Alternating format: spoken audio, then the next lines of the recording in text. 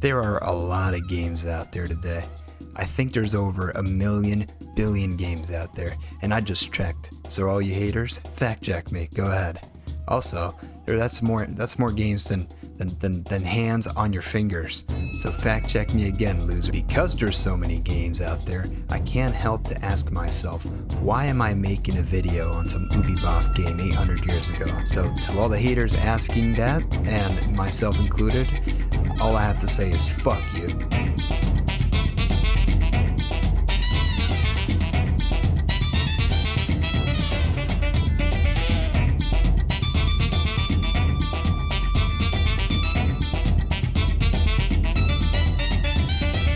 Many people will try and tell you that For Honor is a fighter game.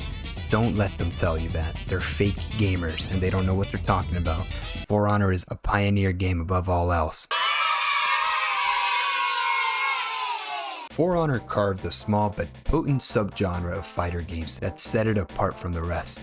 And at the heart of that uniqueness, that feeling that you just can't feel with any other game, is For Honor's fucking creme de la creme combat system. A common problem even some of the top fighters struggle with is the translatability of their combat to gamers. Some games, for example, might feel really easy to pick up on, but they lack a certain complexity and sense of mastery that leads them dull and repetitive after maybe a couple hours at best. This was shown pretty recently with Multiverses, which is why the game's focal point lies in its 2v2 mode. In contrast, many fighters feel extremely rewarding to play at a high level, due to both the variety of ways the game can be played and the challenge of reaching the skill required for top-tier gameplay. But due to a steep learning curve or the game not being noob friendly, many players just leave the game outright before reaching that level. This can be said about Super Smash Ultimate or Dragon Ball FighterZ, because even though I've never touched either game myself, whenever I've stumbled across either one in a YouTube video, I feel that I need to go to college to get a degree in knowing what the fuck is going on in a Dragon Ball FighterZ match as a prerequisite to downloading the goddamn game. For Honor lives on this line between a game too easy and too intimidating.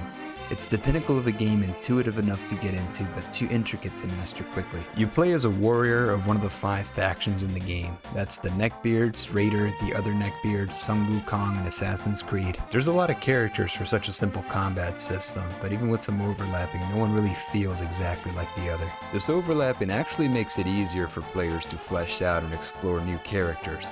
Except for Raider mains, of course.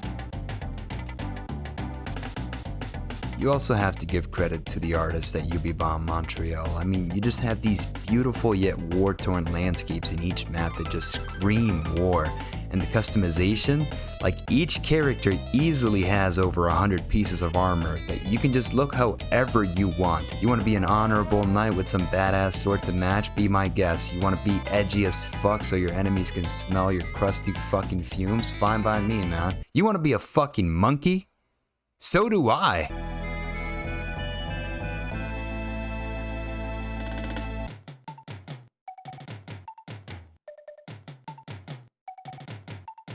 So you got a new spin on a fan-favorite genre, you got a popular setting, and you got an RPG grinding system for all the dopamine addicts. How does the game fucking die on launch? The answer is the fucking launch. Remember, this is Ubibumps we're talking about here. The game servers for Honor were some of the worst game servers I've ever seen in a launch. You couldn't even touch For Honor Dominion. I mean, Dominion was a fucking DLC like 3 months after the game came out, and basically half the player base was gone by the first month because of how obnoxious the servers were. On top of that, For Honor to this day still doesn't have a lot of versatility in game modes.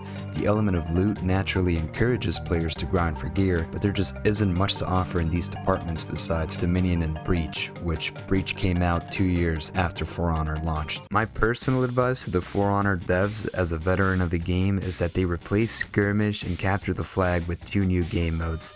I think this would make For Honor and me better off in general because A, For Honor would get a lot more traction from new players, and B, I wouldn't have to keep banging my head against a fucking wall every time I get a mission asking me to do skirmish rounds. I mean, for fuck's sake, you be fucks. For Honor, skirmish isn't real. No one plays it. Not even the bots will get on to play with my sorry ass. Please delete that shit. The story mode is also a weak spot, and I'm really sad that the writers didn't go anywhere else with it. I mean, it's obviously not the focus of the game, but a promising setting that joined samurai, knights, and Vikings after a doomsday and had them fighting for the last 1,000 years would surely make for a good story with some real world messages.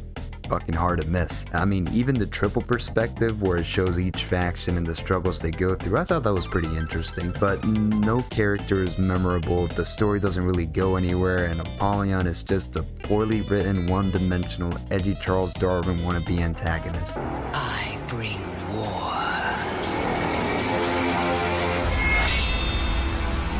But at least they retained the old NPC killing animations the game had, and I get 4,000 steel for completing it.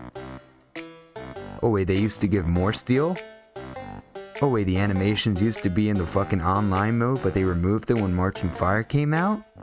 Aw, man. All in all, for a boat with so many holes in it, For Honor is a game I've played since the beta, and it's a game I've always enjoyed coming back to, and I'm sure you would too. 3 out of 5, 1 for Raider, 1 for Shigoki, 1 for Monkey.